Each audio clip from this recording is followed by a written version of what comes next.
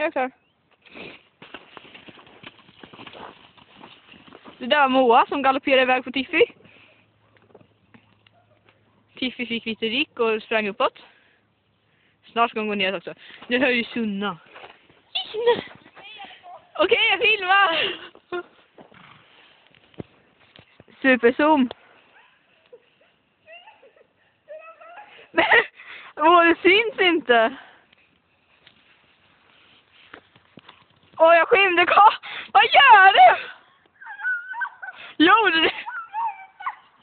Gjorde du lycka? Mm.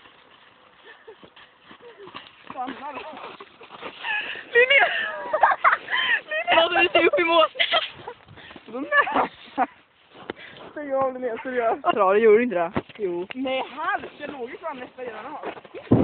En till gång. Såg du några där uppe på bockar? Nej, jag såg inte bockningarna. Den är så bra.